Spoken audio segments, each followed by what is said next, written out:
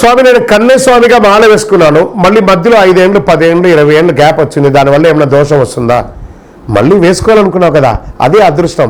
అక్కడ దోషం ఎక్కడిది? ఆ స్వామివారు నిన్ను చూడాలని అనుకున్నారు కాబట్టి మళ్ళీ నువ్వు దీక్ష తీసుకుంటున్నావు అంతే. ఇప్పుడు వేసుకుంటే తప్ప, అప్పుడు వేసుకుంటే తప్ప, మాల వేసుకోవడమే అదృష్టం. ఎన్ని జన్మల పుణ్యం ఉంటే అయ్యప్ప స్వామిని ఎంచుకున్నారు కాబట్టి గ్యాప్ వస్తే దోషం లేదు.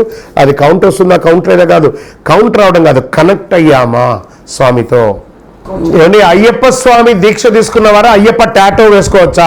టాటో అంటే పొడవడమేగా. సాక్షాత్ మాల వేసుకున్న స్వామి ఉన్నారు కదా, దీక్ష తీసుకోగానే తన పేరును తన భక్తుడికి ఇచ్చే ఏకైక దేవుడు ఈ ప్రపంచంలో. మాల వేసుకున్న వాళ్ళందరూ ఏమని పిలుస్తాం? స్వామిని పిలుస్తాం. ఆ స్వామిని సూదితో పొడవచ్చా? అదేదో మాల వేసుకోవడానికి ముందు పొడుచుకో కదా, మాల వేసుకున్న తర్వాత పొడవడం ఎందుకు? అల్పాహారం తీసుకునేటప్పుడు ఈ రోడ్ల మీదంతా కూడా బండ్లు పెట్టి వాళ్ళు కూడా మాల వేసుకొని ఉన్న వాళ్ళే వండుతున్నారు కాబట్టి అక్కడ తినవచ్చా? ఏమండి, ఈ మాల వేసుకోవడం నోరు అదుపులో పెట్టుకోవడానికి కోసం. ఎన్ని దేవాలయాలు లేవండి, ఎన్ని చోట పూజలు జరగట్లేదండి, ఎన్ని చోట భిక్షలు జరగట్లేదు, ఎన్ని చోట అల్పాహారాలు జరగట్లేదు.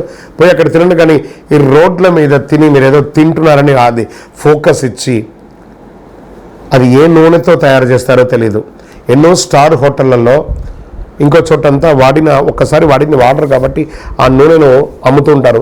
దాన్ని సెకండ్ హ్యాండ్గా కొనుక్కొచ్చి దాన్ని తయారు చేస్తారు. అందులో ఏమేమి వాడతారో ఎలా వాడతారో తెలియదు కదా. అందులోనూ నిలబడుకొని రోడ్లలో అదంతా తినచ్చా అండి? ఎలా ఉంటుందో కూడా తెలియదు కదా. ఆ రోడ్ల మీద పోయే దుమ్ము ధూళి అంతా పడుతుంటుంది కదా. మనం ఏ మెసేజ్ ఇస్తున్నాం సమాజానికి? ఖచ్చితంగా రోడ్ సైడ్ ఫుడ్ని మాల వేసుకున్న వాళ్ళు అవాయిడ్ చేయాలి. అది అయ్యప్పని అవమానించినట్టు. ఏమంటే మా స్కూల్లో విద్యార్థుల్ని మా పిల్లలు చదువుతున్నారండి, ఆ విద్యార్థుల్ని అయ్యప్ప దీక్షలో అలౌ చేయట్లేదండి. ఇది కరెక్టా తప్ప? మేనేజ్మెంట్ కరెక్ట్, మీరు కరెక్ట్ కాదు. మీరు ఏమడిగారు? అయ్యప్ప దీక్షతో అక్కడ అలౌ చేయట్లేదు అంటే మీ అయ్యప్ప దీక్షకు మీరు ఎంత ఇంపార్టెన్స్ ఇచ్చారో ఆ మేనేజ్మెంట్కి ఒక యూనిఫామ్ ఉంటుంది కదా. మీరు ఆ పిల్లవాడిని చేర్చేటప్పుడే ఈ స్కూల్ మేనేజ్మెంట్కి అనుబంధంగా ఉండే మా విద్యార్థిని ఇక్కడ చదివించడానికి మేము ఒప్పుకుంటున్నామని చెప్పి సంతకం పెట్టే కదా చేర్చారు. తప్పు కదా. స్కూల్ యూనిఫామ్ అంటే స్కూల్ యూనిఫామే, పోలీస్ యూనిఫామ్ అంటే పోలీస్ యూనిఫామే. నేను నిన్న ప్రయాణం చేస్తూ ఉండగా ఒక పోలీస్ అయ్యప్పన్ తన యొక్క యూనిఫామ్ చేసుకుంటూ పైన ఒక టవల్ వేసుకొని నాకు దారిలో కనబడి సిగ్నల్ దగ్గర నేను ఆగానే పరిగెత్తుకుంటూ వచ్చాను. గురుగారు, మీరు చెప్పినటువంటి టీవీలో చూసి నేను పోలీస్ యూనిఫామ్ వేసుకొని నేను ట్రాఫిక్ ఇన్స్పెక్టర్గా ఉన్నాను, నాకు చాలా అనుకూలంగా ఉంది, మా డిపార్ట్మెంట్లో కూడా మంచి పేరు ఉంది, ఇలా వేసుకోవడంలో నేను ఏం మొహమాట పడట్లేదండి, నేను ఇంటికి వెళ్ళగానే దీక్ష వేసేసుకుంటాను అని చెప్తున్నారు. సో అతను తన వృత్తికి ఇంపార్టెన్స్ ఇస్తున్నారు. అలాంటప్పుడు విద్యార్థులు కూడా వాళ్ళ యొక్క చదువుకు ఉపయోగించాలి కదా. ఆ చదువు సమయంలో మాలలు వేసుకొని నల్ల బట్టలు ఎర్ర బట్టలు వేసుకొని ఆ స్కూల్లో ఫ్యాకల్టీస్ ఏ రకంగా ఉంటారో ఎలా ఉంటారో తెలియదు కదా. ఈ ఒక విద్యార్థిని వల్ల ఆ మాతస్వామి ఈ పాపను చూసి దూరంగా వెళ్ళడం వల్ల ఆ ఎంటైర్ క్లాస్ చదువుకునే ఒక పిల్లల వల్ల ఆ 30 మంది విద్యార్థులు ఇబ్బంది పడతారు కదా, వాళ్ళ యొక్క ప్రోగ్రెస్ పోతుంది కదా. అప్పుడు మనం మాల వేసుకొని 10 మందికి సమాజానికి సేవ చేస్తున్నామా, 10 మందికి ఇబ్బంది పెడుతున్నామా? కామెంట్స్ అంతా చేయకండి, బుర్ర పెట్టి మనసు పెట్టి ఆలోచించండి. పిల్లల్ని స్కూల్కి పంపించే ప్రతి తల్లిదండ్రులు మీ పిల్లలకి మాల వేస్తే మీరు మాల వేసుకునేది మీ ఇంటి కోసమే కానీ ఆ స్కూల్ కోసం కాదు. స్కూల్కి వెళ్ళే వాళ్ళు యూనిఫామ్తోనే వెళ్ళాలి. అక్కడ పిలిచే టీచర్ స్వామి రా, కొచ్చు స్వామి రా అని పిలవరు. హే రాజు, హే విజయ, హే రాధా, హే ఇలాగే పిలుస్తారే కానీ స్వామి గారు రండి అని ఆ లాంగ్వేజ్ అంతా మార్చుకోరు. టీచర్ అలా చెప్పితేనే బుర్రకెక్కుతుంది. కాబట్టి స్కూల్ మేనేజ్మెంట్కి అగెనిస్ట్గా వెళ్ళకూడదు. అయ్యప్ప స్వామి కూడా ఒప్పుకోడు. శరణమయ్యప్ప. ఇరుమూడి కట్టుకొని శబరి యాత్రకు బయలుదేరిన తర్వాత ఏదైనా దేవాలయంలో ప్రసాదాలు ఇస్తే తప్పకుండా తీసుకోవాలా, తీసుకోకూడదా? తీసుకోవాలి కదండి.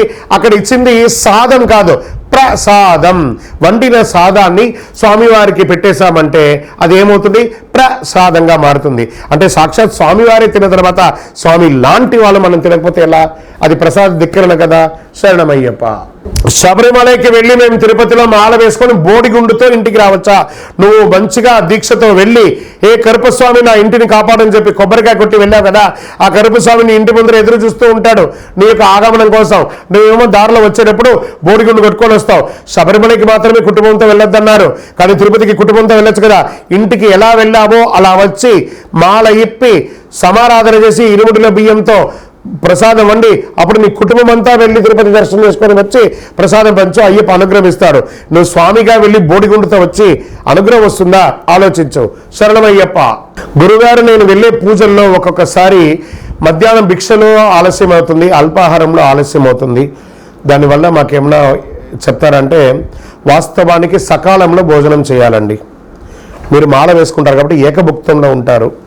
మీరు త్వరగా భోజనం చేస్తే మీకు అరుగుతుంది, ఆరోగ్యవంతులుగా ఉంటారు. అదొకటి ఫస్ట్.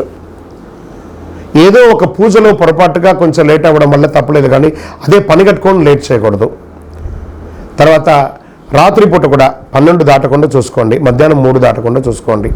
మరీ లేట్ అయిందనుకోండి, చెప్పడం మాత్రం చెప్తున్నా కానీ అందరూ ఆలస్యం, ఉద్యోగ రీత్యా వ్యాపార రీత్యా వెళ్ళి వచ్చి స్నానం చేసి 10:30-11:30కే తింటున్నారు. అది పెద్ద విషయం కాదు, కానీ ఆలోచించారు. మనకు మించి కాదు ఏది కూడా. మన ఆరోగ్యం కూడా దృష్టిలో పెట్టుకుని, ఎందుకంటే మళ్ళీ తెల్లవారుజామున 4ంటికి నిద్రలేస్తారు కదా, అది అరగాలి కదా, నిద్ర మత్తు రాకూడదు. సాత్వికమైనటువంటి ఆహారం తినాలి, చాలా సాత్వికమైనటువంటి ఆహారం తినాలి. ఫ్రూట్స్ తినండి, వెజిటబుల్స్ తినండి. ఆయిల్ ఫుడ్, ఈ నూనెల దేవి ఉంటుంది కదా, ఈ నూనె ఫుడ్ అంతా బంద్ చేయండి. దాన్ని తినడం వల్ల మనకి బ్రహ్మచర్య దీక్ష తొలగిపోయి వీర్యస్ఖలితమైపోయి అనర్థం అవుతుంది. భిక్ష పెట్టేవాళ్ళు, భిక్ష స్వీకరించే వాళ్ళు కూడా ఆయిల్ ఫుడ్ ఉంటే అవాయిడ్ చేయండి. వెజిటబుల్స్ తినండి, మంచి మంచి వెజిటబుల్స్ తినండి, మంచి మంచి ఫ్రూట్స్ తినండి. వీర్యస్ఖలితం అవుతుందంటే ఒంట్లో భయం లేకపోతే అవుతుందా? అయితే ఏంటి, అది ఎలా అవుతుంది? ఒంట్లో భయం లేకపోతే అవుతుందా? తీసుకున్న బ్రహ్మచర్య దీక్షకు న్యాయం జరిగే తీరాలి.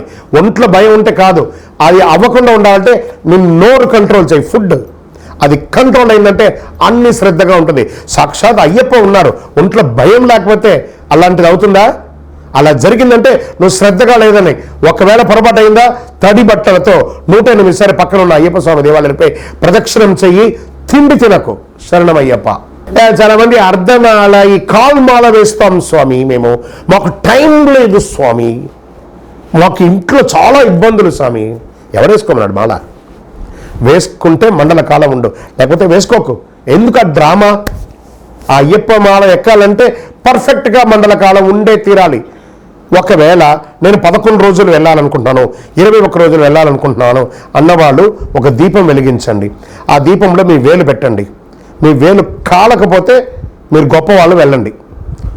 కాలిందంటే ఆలోచించుకోండి.